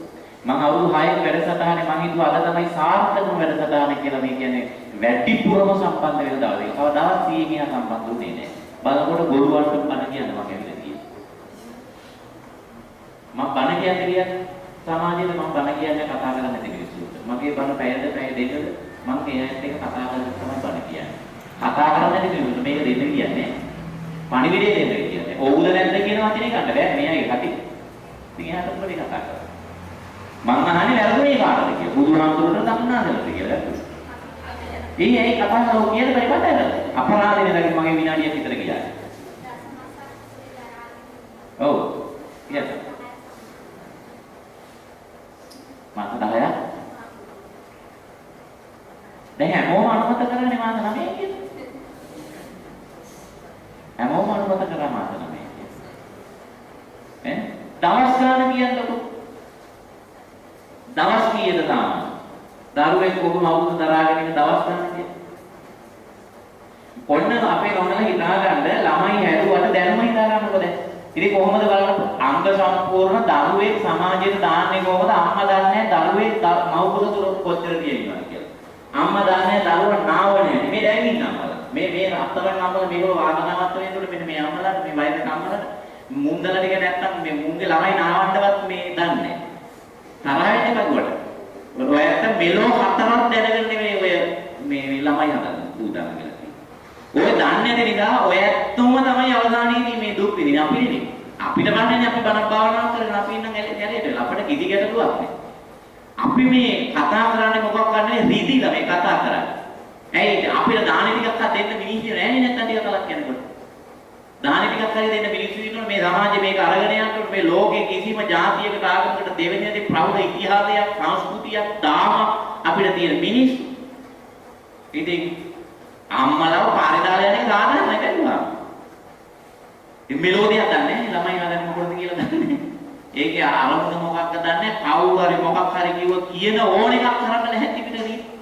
ඒක ගැළපෙනවද නොගැළපෙනවද දාමට එකඟද අපේ සංස්කෘතියට එකඟද අපේ පෞල් ප්‍රතිපත්ති වලට එකඟද මනුස්සකමට ගැළපෙනවද මේ ලෝකණයක් දැනගෙන ඇත්ත මේ වගේ වැඩකට මේ බැලුවාම මේ දිනපතා කරන්න ඕන මට්ටමටම දුර්වලයි දැනුම නැහැ වැරදුනේ තමුන්නාසලා බුදුහාමුදුරනේ නෙමෙයි තේරුණේ ඒ දසමාසී උරේ කත්වා වෙනස් වෙන්නේ නැහැ කවදාවත් ඒ මාස 10 මණිනි සුද්ධ කියලා මම මේක ගැන කියන්නේ මොකද දන්නවද මගේ මනට ධර්ම සාකච්ඡාවලදී අහන ප්‍රශ්නය දසමාසයේ කවුරුත් කුසේ ඉන්නේ නෑ මේ ළඟදී ඇහුව බුදුහාමුදුරට උපන් දිනයක් නෑ නේද මම බුදුහාමුදුරට විතරයි උපන් දිනේ තියෙන අපිට උපන් දින නැති ඇයි එක අවුරුද්දකදී මේ මාසේ පසල් වෙසක් පොය එන්නේ 10 ඊළඟ අවුරුද්දේදී 12 වෙනිදා වෙසක් පොය ඊළඟ අවුරුද්දේ 10ට පළවෙනිද වෙන්න පුළුවන් මේ මාසේ වෙසක් පොය ඉතින් හාමුදුරනේ මේ බුදුහාමුදුරට නිශ්චිත උපන් දිනයක් නෑ නේ බුදුහාමුදුර උපන් දිනයක් තියෙනවා අපිට උපන් දිනයක් නැත්තේ ඔය කියන දවස් සම්පූර්ණ හඳ මේ සම්පූර්ණ වෙච්ච දවස් ඒ හඳ සම්පූර්ණ වෙච්ච දවස් තමයි බුදුහාමුදුර උපන් දවස් අපිට මේ දිනයක් නැත්තේ අපේ දිනේ සමහර වෙලාවට අධික අවුරුද්දක් තියෙන අවුරුද්දකදී පෙබරවාරි මාසේ 29 වෙනිදා උපන්නා නම් එහෙම කවුරු හරි ඒ ළමයාට මොන තරම් අසාධාරණයක්ද වෙන්නේ ලෝකේ අනිත්‍යම හැමෝම අවුරුද්දකට එක දවසක් උපන්දිනේ කියලා සමරනකොට අරහින්දකයට අවුරුදු 4කට එක දවසක් උපන්දිනේ මට වුණා නම් මම දන්න කරන්න ඕන වැඩි මම ඔකට විරුද්ධව නඩු දාන මානු හිමිකම් හිටියේ මේ ලෝකේ අනිත් එක්කම අවුරුද්දකට සැරයක් උපන්දිනයක් සමරනවා මට උපන්දිනේ අවුරුදු 4කට සැරයක් එන්නේ කියලා මම ඔය කැලෙන්ඩරේ හදාපු එකට විරුද්ධව නඩු දාන මට වුණා නම් තමුන්නාන්ට ඒක ප්‍රශ්නයක් නෙවෙයි මේ ලෝකයක් දන්නේ නැති. සුද්දගේ කැලෙන්ඩරේ දිහා බලාගෙන තමයි දින සති හදලා තියෙන්නේ. සුද්දට බැරි වුණා මේක භ්‍රමණය වෙන හැටි බලලා මේක බෙදා ගන්න බැරි වුණා සමාන කොටස් වල. ජනවාරි මාසෙට 31යි, පෙබරවාරි මාසෙට 28යි, නේද? මාර්තු මාසෙට 30යි. ඕම හදාගෙන උන්ගේ ඕනේ එපකම් වලට මේක හැදුවා. ජූලි මාසේ නම් කරනවා ජූලියස් සීසර් නමි. අගෝස්තු මාසේ ඔගස්ටන් රජුරෝ නමි. මේ උන්ට ඕනේ කරේ. ජූලි මාසෙට 31ක් ආව අර රටාවට හදාගෙන යනකොට.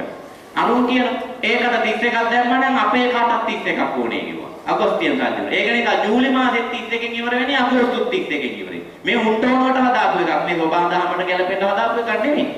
නමුත් හොඳට මතක තියාගන්න බුදුහාමුදුරු ගන්නපු හැම දෙයක්ම ඉරත් එක්ක නෙවෙයි හඳත් එක්කයි සම්බන්ධ. හඳ තමයි ඔබාන් දහමට වැඩිම අපිට බලපාන ජීවිතයට බලපාන දේ සියල්ල බුදුහාමුදුරු ගන්නපු හඳත් එක්ක සම්බන්ධ. එහෙනම් මාසය කියලා කියන්නේ දින 30වත් 31වත් 28වත් 29වත් නෙවෙයි ඕගොල්ලෝ ඒ දාගත්ත. සුද්දගේ කැලෙන්ඩරයක්. මාසයකට දින 28යි තියෙන්නේ. ඒක තමයි ඔසප් චක්‍රයට මාස ශ්‍රුතිය කියලා කියන්නේ. මාස ශ්‍රුතිය කියන්නේ මාසයකට සැරයක් සුද්ධිය සිද්ධ වෙන ඉඳන්. ඒක මාසයකට වඩා සැරයක් වෙනවා නම් බෙහෙත් යන්න කරුණා කරලා. ඒ දින වෙනස් වෙනවා නම් කරුණා කරලා බෙහෙත් යන්න. ඒක හොඳ නැහැ. ඒක මාසයකට සැරයක් වෙන්නේ මාසය කියලා කියන්නේ 28යි. දවස් 28කට සැරයක් තමයි ඩිම්බ මාසුවේ. ඉතින් ඒක එදාට වෙන්නේ නැත්නම් කරුණාකරලා බෙහෙත් යන්න මේ කැලෙන්ඩරේ දිහා බලාගෙන ඒව හදාගෙන අමාරු වැටෙන්න එපා. එහෙනම් දවස් 28 ගානේ දාලා බලනකොට ඔබ ඔය කියාපු කැලෙන්ඩරේ මාස 9 කියන එක 28 ගානේ දාලා බලනකොට 10ක් සම්පූර්ණ වෙලා තියෙනවා. දිනයක් දෙකක් තමයි එහා මෙහා වුණොත් වෙන්නේ. දිනයක් දෙකක්. ඒ නිසා ඒ ඇරෙන්න වෙන කිසිම හේතුවක් නැහැ. පාරිසරික සාධක කායික අපහසුතාවයක් මත දරුවෙක් ලැබෙන දිනේ පොඩි වෙනස්කම් එහා මෙහා වෙන්න පුළුවන්. දර්ශ මාසයේ උරේකත්වා වෙනස් වෙන්නේ නැහැ. මාසෙකට දවස් 28 ගානේ දාලා කරපුවම ගාන හරියටම හැදෙනවා. 280ක් හදාගත්තේ ඒක නිසා. අනුම්ම තමයි යැපෙන්නේ. ලේඩකට බෙහෙත් යන්න කියොත් මේ සමාජයේ මිනිස්සු දොස්තර මහත්තයා මොනවද දෙන්නේ නිල් පාට පිට රෝස පාට පිට රතු පාට පිට මේකෙන් භාගයක් බීපන් අරගෙන දෙකක් බීපන් අරගෙන තුනක් බීපන් කරල් වලින් රෑට එකක් බීපන් කිව්වම ඒක බොනෝමිද මේක මොකද්ද කියලා අහන්න මිනිහට අයිතියක් තියෙනවා ලේඩාට අයිතියක් තියෙනවා මේකෙන් මොකද්ද කරන්නේ මේ භාග පෙත්තෙන් මොකද්ද කරන්නේ මේ රෑට කොන්න කියපු පෙත්තෙන් මොකද්ද වෙන්නේ මේකේ මොනවද අඩංගු වෛද්‍යවරයෙක් අහන්න ඕන මේ අයිතියක් තියෙනවා කවුරුවත් අහන්නේ නැහැ වාස දුන්නද කියලා දන්නේ කියලා බලන්න වෛද්‍යවරයාට අපේ ජීවිතය ගැන සම්පූර්ණ මේ අයිතිය ගන්න තීරණය කරන්න ඉඩ දීලා තියෙනවා. ඒක වෛද්‍යවරයාට විතරනේ මధు වටපවා ජීවිතය පිළිබඳ තීරණ ගන්න ඉඩ දීපු සමාජයක් නෙමෙයික. ඒකනේ ඩෙන්ගු හැදලා මිනිස්සු මැරෙන්නේ නැත්නම් ඉතින් ඩෙන්ගු හැදෙන එක වළක්ව ගන්න එපායි. උඹ වෙන වළක්ව ගන්න නෙමෙයි. වෛද්‍යවරයාට දුන්නත් මොකද මනුස්සයෙක් මේ ජීවිතය ගැන තීරණය ගන්න. මේක මීයන්ට දීලා මීයුන් හැදිලා මැරෙනවා. ඌරන්ට දීලා ඌරුන් හැදිලා මැරෙනවා. මදුරුවන්ටත් දීලා ඉවරයි දැන්. තමන්නාදලගේ ජීවිතවල තීරණයක් ගන්න ජීවත් කරනවද නැද්ද කියලා තීරණය කරන්නේ මදුරුවා. ඉතින් තෝ මං ජීවත් කරනවද නැද්ද කියලා බලන්න කියලා මදුරු ඇවිල්ලා විතර ගියා ඩෙන්ගු ඇවිල්ලා මැරිලා. ඒවා ඉතින් අපි අපේ තම තමාගේ තියෙන දුර්වලතා නිසා කියලා හොඳට මතක තියාගන්න. මම මේ කතාන්දරයක් කියන්නේ පළවෙනි වටේට උත්සාහ කරේ ඒකයි අර වෙලාව අපරාධ ගියෙච්චර වෙලාවක්. අදහස තමයි කාලය වෙනස් වීම පිළිබඳ කුස තුලින් සීවලී හාමුදුරුවන්ගේ අම්මා අවුරුදු 7ක් ගැබ දරාගෙන හිටියා. 아무තු දෙයක් නෙවෙයි කෙනෙකුට 아무තු දෙයක් වෙන්න පුළුවන්. ඇමරිකාවේ අවුරුදු 14ක් කලලයක් දරාගෙන හිටපු එකක් පහුගිය කාලේ ඔපරේෂන් කරලා අයින් කළා දැන්. බලනකොට කලලයක්. අයි වෙලා ඝන වෙලා තිබිලා කුසේ. ඉතින් විවිධ පරීක්ෂණ කළා දේවල් කරලා මේ බලනකොට දරු ගැබක් තමයි තිබිලා තියෙන්නේ. අයින් කළා දැම්මා. ඒ වගේ මෑතකේ හරි සිදුවේ. මේ කියන්නේ බුදුහාමුදුරුවෝ කාලේ. සුප්පවාසා කෝඩිය දීතා සත්තවස්සා නිගබ්බන්තාරේති. සුප්පවාසා කිවි දීවලියන්ගේ අම්මා කෝඩිය වංශික කාන්තාවක්. ඇය සත්තවස්සානි වර්ෂ 7ක් ගබ්බන්තාරේති ගෙබක් දරන. දරුවෙක් ලැබෙන්නේ. සත්තාහම් මුල්ල ගබ්බා. අවුරුදු 7ක් ඒ ගැබ දරාගෙන ඉඳලා දරුවා බිහි වෙන්න ගිය අවුරුදු 7කට පස්සේ ඔය අවුරුදු 7 හැපෙන් හිටියා නෙවෙයි හරි අධික දුක් විඳා. සා දුක්ඛායි තිබ්බායි කරායි කටුකායි වේදනායි පුට්ටු. දුක් කරකස කටුක අමිහිරි වේදනාවල් විඳා. දැන් දරුවා හම්බෙන්න යන අවුරුදු 7 සම්පූර්ණ වෙලා. හම්බෙන්න ගිහින් දරුවා හරස් වෙනවා. මූට කරව වුණා කියලා කියන්නේ. තත්වස්සානි ගබ්බන්දාරේති අවුරුදු 7ක් කැපදරනවා සත්තාහං මූල්ල ගබ්බා. සත්තාහං කිව්වේ දින 7ක්. දින 7ක් ගැබ අරස් වෙලා දරුව බිහි කරගන්න බැරුව දුක්ඛයි දිප්පයි කරයි කටුකයි වේදනාව පුතු දුක් කරකස කටුකාමී වේදනාවල් ඇයි මැරෙන්නම යන දැන් 7 වෙනි දවසේ මහත්යට කතා කරලා කිව්වා මැරෙයි මන්ද බුදුහාමුදුරන්ට ගිහින් කියලා ඉන්න මගේ පාසකුලෙට වගේ බුදුහාමුදුරන් ගිහිලා වඳින්න නැගිටලා ආයි වඳින්න එතකොට බුදුහාමුදුර ආයි දෙපාරක් වැඳියයි කියලා බුදුහාමුදුරන්ට කියන්නේ දෙවෙනි වැඳුම මගේ නෝන වෙනුවෙන් කියලා මං ඉන්න තප්පේ කියන්නේ ඒ මහත්ය ගිහින් ඒ කාරණාව ඒ විදියට කළා. ඇයි දෙපාරක් වැඳි කියලා ඇහුවාම කො පළවෙනි වැඳුම මගේ දෙවෙනි වැඳුම මගේ නෝනගේ. බුදුහාමුදුරනේ අවුරුදු 7ක් එවත් දරාගෙන ඉඳලා දරුවා ලැබෙන්න ගිහලා දැන් අද දවස් 7යි ගෙබාරස් වෙලා දුක් විඳිනවා බුදුහාමුදුරනේ ගුවන් බුදුහාමුදුරු දිවසින් බලනවා මහා කරුණාවෙන්. බොහොම පින්වන්ත ළමයි කියුණාට අම්මයි පුතයි දෙන්නම කරපු පාප කර්මයක් නිසා මේ දුක විඳින්නේ. දැකලා ඉවරලා බුදුහාමුදුරු මහා කරුණාවෙන් උන්වහන්සේ මහා කරුණාව ඒ පැත්තට යොමු කළා. සුප්පවාසා කෝලිය දීතා අරෝගං අරෝග පුත්තං විජායාතුති. සුප්පවාසා කෝලිය දුව නිරෝගී දරුවෙකු වදාවා කියලා බුදුහාමුදුරුවෝ අධිෂ්ඨාන කළා. මාත්‍යයට යන්න කිව්වා. මාත්‍ය ගෙදර ගියා. ගෙදර ඉඳලා එයා පන්සල් යද්දි දුරක් වෙනකම් මරලා තෝණියක් ඇහුනේ. දැන් නම් එහෙම සද්දයක් නැහැ. මෙන්න දොරකොඩට යනකොට නෝනා ඉස්සරහට එන්නේ. ඇවිල්ලා ඈ දන්නවා මේ නම් බුදුහාමුදුරුවෝගේ ආශ්චර්යයක් ඉන්න තමයි මහත්ය පන්සලට ගිහ ගමන් ළමයා මෙහෙම හම්බුනේ නිරෝගී. ඈ කියනවා ආයි යන්න බුදුහාමුදුරුවෝ ගිහින් දෙපාරක් වඩින්න වැඳලා කියන්නේ දෙවෙනි වැඳුම මගේ නෝනා වෙනුවෙන්. ඈ නිරෝගීව නිරෝගී දරුවෙක් බිහි කළා. හෙට ඉඳලා අපේ ගෙදර දවස් 7ක් තන් දෙනවා වඩින්න පුළුවන් නම් ආරාධනා කරලා එන්න කියලා. ඒ මහත්ය ආයි ගිහිල්ලා ඒ වැඩේ කළා. ගියාම බුදුහාමුදුරුවෝ දානේ බාරගත්තා. දිග කතාවක් කෙටියෙන් කියයි. ඒ ගෙදර දැන් දානෙට වඩිනවා. දින 7ක් දැන් ළමයාගේ වයස අවුරුදු 7යි දවස් 14යි 7 වෙනි දවසේ ගැන කියයි. මෙහෙම ළමයෙක් හම්බෙලා කොහොමද මේ අය වැල නොකැඩී යන ළමයෙක් හම්බෙන්න ඕනේ අඩු 6ක් තියෙන බලුකුක්ෙක් හම්බුණා කිව්වහම මේ රටේ මිනිස්සු පෝලිං වල එන හැටි දන්නවනේ නේද? 아무තෙන් කියන දෙයක් නැහැ. ළමයෙක් ඉතින් අවුරුදු 7ක් ඉස්කෝලේ ඉඳලා බිහුණා කිව්වහම ඉතින් නැති කියන දෙයක්. ඒතරට වැල නොකැඩී රත්තරන් පාටයි පොඩි එකා අවුරුදු 7ක් අවුරුදු 3 ඉතියා රත්තරන් පාට කුරුටි බී පොල්ලා. ඉතින් දැන් වයස අවුරුදු 7ක් නේ. ඒ කියන්නේ ඇවිදිනවා නේ. තවත් දෙක යනකොට නැගිටලා ඇවිදින්න ගත්තා. මිනිස්සු එනවා කතා කරන භාෂාවල් ගත්ත 7 වෙනි දවසේ දැන් අපි කතා කරන ළමයි මිටි රත්තරන් පාට පොඩි පොල් පැටි. ඉතින් 7 වෙනි දවසේ බුදුහාමුදුරුවෝ මහා සංඝරත්නයේ දානෙට වැඩම කළා.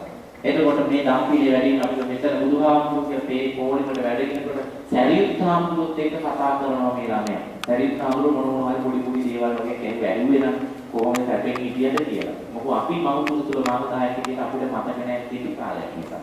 අවුරුදු 7ක් හිටිය කෙනාට හොඳට මතකයි. කතා කරන්න එපා.